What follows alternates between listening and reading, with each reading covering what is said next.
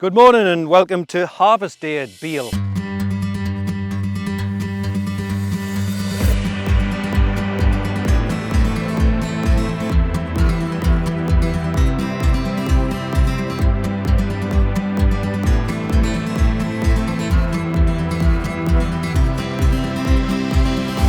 I thought it apt to stand in front of this because belter, it's been a belter of a harvest. I think it's the earliest, and speaking to a lot of colleagues, it's the earliest harvest any of us can remember in this area. So, is that a good thing or a bad thing? It's actually been pleasantly surprising in this area that we've got onto these harvests relatively quickly. Quality is quite good, moisture's obviously low, which is the advantage of an early harvest, is that we're getting these grains at sort of, sub 17%, so less drying charges for the grower. And they're sort of able to get through harvest, which means they've got a good entry for whatever they're planning to do in their rotation for the next year. So there's a lot of advantages to that. Disadvantages, possibly what's the disadvantage of it? Maybe yield has been compromised. I'm not sure, because when we've actually got a lot of these samples coming in, the yield in this area in particular is still a lot better than expected, given the weather that we've had. I'm not going to talk about that, obviously. Wait, what? But the weather that we've had has maybe impacted that a bit. But because we've had sunshine, the grains have filled and we've got nice big bold samples. Nitrogens are quite low. So on the whole, in the spring barley side of things, we're quite happy. As you go a bit further north, maybe it's just been a little bit more challenging. The crops up there are a bit thicker and we're probably seeing a little bit more screenings in them. But again, it's early days there. They're probably not as far on as what we are. Obviously, we'll hear from Rob where I think they're finished harvest. He'll talk about that later. But we'll get these cut this afternoon. We'll get a sample off them and get them in for the micro malt, see what the yield's done, everything like that, and see if it actually has been a belter of a harvest. What's been happening in the area? I think a lot of growers in this area in particular are finished harvest. Wheats have run pretty well. Again, given the conditions, wheats have run very well. Because sunshine fills grains, we've had some really, really big spec weights. So if the soil's got a bit of body, i.e. a heavier soil, they've held on, they've really filled grains, and we've got bushel weights, or spec weights I should say, of 80 kilos plus. Lighter ground maybe's not, where it's not been as moisture retentive. Lighter ground maybe's not quite as encouraging. But on the whole, a much better harvest than anybody's ever expected to see.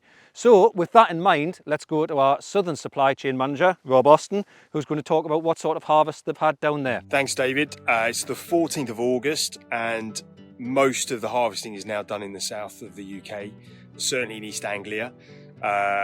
It's been a mixed bag, and definitely the drought of March, April and May has shown its effects on the crop. As we talked about in the last update, winter barley is fine, no problem at all. We've had much better barleys than we possibly could have imagined, and we've had big bulb barley, low ear populations, which has generally meant big bulb barley and low nitrogens, lower than we thought. For specials and all the kind of things that we make in the roast house particularly, no problem whatsoever. Slightly different story when it comes to spring barley. Okay, so spring barley update, all is done and dusted down here, bar literally the odd bit. But the rain, when I last spoke, it was raining and it was we had 10 days of that, and now it's broken out to another heat wave and everyone's got done, and so we're now got dry barley, which is a good thing. That's a good start. However, nitrogens are definitely trending higher. I would say well over half of the barley we would expect to get is under 165 we're not going to make. We need to be very picky what we actually get. Why is it high nitrogen? I think really it's down to the drought. And I think similar to winters in East Anglia particularly, we've had low ear populations.